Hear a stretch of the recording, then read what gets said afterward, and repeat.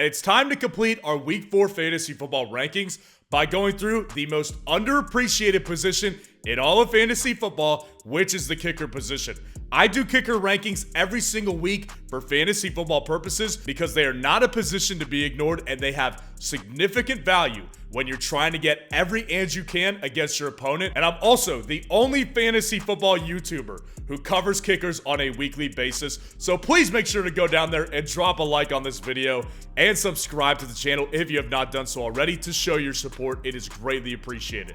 Let's go ahead and dive into these kicker rankings this week, man. So obviously we've got a really good blueprint of who the top scoring offenses and who the middle scoring offenses are, which gives us a good baseline moving forward. But of course, we need to be mindful of matchups here. And at number 1, this is exactly what I'm talking about with Jake Elliott of the Philadelphia Eagles taking on the Washington Commanders in Philadelphia this week. Now, I said this last week and I'll reiterate it. You cannot tell anybody, and you can't tell us, that kicker rankings don't matter because Jake Elliott averages 13.7 fantasy points per game. To put that into context, that is around the same range that a lot of front to mid-end wide receiver 2s are getting right now in fantasy football. Kickers are super important. And Jake Elliott, I think, is in a good situation, obviously, on this Philadelphia offense that really hasn't found their groove yet entirely. They're, of course, getting into range, but they've kicked a lot of field goals this year. They've kicked 10 field goals in 3 games. I think it continues here against the Washington Commanders. They're probably going to score more touchdowns this week and every single week as they continue to get rolling. But I do believe that this Washington matchup is good for Jake Elliott, and I'm comfortable having him here at my number 1. And at number 2, we've got Jake Moody of the San Francisco 49ers taking on the Arizona Cardinals in San Francisco this week. So Jake Moody is in a very similar situation to Jake Elliott. This offense is elite. This offense is very good at getting you down there, but they don't always capitalize. But of course, they've capitalized one more time than the Philadelphia Eagles have. They've got 9 field goal attempts as opposed to Philadelphia's 10. So Jake Moody is always going to be a very good play for fantasy football because the guy also doesn't make kicks. He's 100% accurate on field goals and 100% accurate on extra points. This guy doesn't miss kicks. The matchup is good here against Arizona, who, by the way, is a better team than we all thought coming into the season. So I do think that they actually may struggle to put up as many points as people think from a touchdown perspective, which is good for Jake Moody. Number 3, we've got Tyler Bass here of the Buffalo Bills taking on the Miami Dolphins in Buffalo this week. Now, I've called this several times this week the fantasy football matchup of the week. I think points are going to be flying. And of course, you don't always want your kickers to get touchdowns to where they only get extra point opportunities. But if we can get a 30 to 40 point game for Buffalo, that's going to be great here for Tyler Bass. And Tyler Bass is a very good kicker in general, and Buffalo still does offer him plenty of field goal attempts. Number 4, we've got Cameron Dicker of the Los Angeles Chargers taking on the Las Vegas Raiders at home in Los Angeles this week. So Cameron Dicker, to me, was disappointing last week. I ranked him inside my top 5, and I was like, I'm sold on this guy because the Chargers, while they're a very elite offense, they weren't always capitalizing in the first 2 weeks. Well, they're obviously getting it rolling. Justin Herbert's great this year. Now, missing Mike Evans does take a key big play piece out of this offense, which could result in a little bit less touchdowns, but I still have a lot of faith in Kellen Moore getting them at least in range.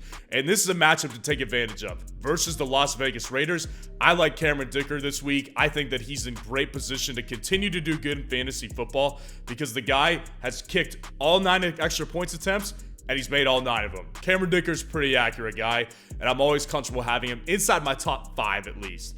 Number 5, Younghoe Koo of the Atlanta Falcons taking on the Jacksonville Jaguars in Jacksonville this week. Younghoe Koo is kind of hot and cold at the kicker position because Younghoe Koo is on an offense that week to week, honestly, it's kind of hard to know what to expect. Because you have a situation here with Younghoe Koo where the offense, if they're in a game script that suits them, they can score points. But if they fall behind, they're going to be in trouble here. I do think that Jacksonville, with a struggling Jacksonville team, they could take advantage of it and kind of control this game. And that's why I like Younghoe Koo. He's fixed a lot of his accuracy issues this year. I'm comfortable having him here at number 5. Number 6, we've got Matt Gay of the Indianapolis Colts taking on the Los Angeles Rams in Indianapolis this week. Listen, the Indianapolis Colts team as a whole has been a major shocker to me this year. I mean, Matt Gay has been in this league for a long time, and really he's been a good kicker ever since he's been in the league, and he's doing it again this year. He's perfect on field goals made and extra points made. This guy's a very good kicker, and this offense, getting Anthony Richardson back, is going to continue to be very good in fantasy football, and it's going to continue to put Matt Gay in great positions, especially against a Los Angeles Rams team that is starting to show cracks. And I do think that this is a matchup that Matt Gay is going to do well in. Number 7, we've got Brett Maher of the Los Angeles Rams taking on the Indianapolis Colts in that same matchup. Now, same thing applies here to Brett Maher as they did with Matt Gay. In fact, Brett Maher is the number 3 kicker right now in fantasy football, and he's averaging 13 fantasy points per game. And that's with missing 2 extra points. The guy has had accuracy issues for actually a little while now. But honestly, this is probably one of the most perfect offenses for a fantasy football kicker to be in the entire NFL, because you have enough talent to get you down there. You've got development players, Puka Nacua, Kyron Williams, Tutu Atwell, helping you get down there. But the offensive line is so bad that they stall out a lot of drives, and you can look at that Cincinnati matchup as a perfect example here. They get you in the range, and then when they get you in the range, they don't capitalize all the time. So to me, Brett Maher is going to continue to be a very good fantasy football kicker. Number 8, we've got Dustin Hopkins of the Cleveland Browns taking on the Baltimore Ravens in Cleveland this week. So Dustin Hopkins is on an offense that's very similar to Younghoe Koo's in Atlanta. Cleveland can be very hot in cold scoring points. Obviously, you look at week 2, they were abysmal offensively. You look at week 3, they actually looked very good offensively, and they put you into good positions. But again, if Cleveland can control the game script here, they can definitely put Dustin Hopkins in a lot of good situations. And I think that this is a good matchup for it. It's a divisional matchup against the Baltimore Ravens. Hopkins has only missed 1 kick so far this year. He's going to continue to be good in fantasy football, and I like these kickers. Just a side note, kickers that are in matchups that are divisional matchups usually score higher fantasy points on average as opposed to non-divisional matchups. Number 9, we've got Brandon Aubrey of the Dallas Cowboys taking on the New England Patriots in Dallas this week. Brandon Aubrey has been one of the biggest shocks of the entire 2023 fantasy football season so far. And it's not just because I didn't know who the guy was. By the way, that's true. I had no idea who this guy was heading into the season. But this guy's been really, really good. And he's gotten plenty of opportunities. He's gotten 10 field goal attempts for the Dallas Cowboys this year.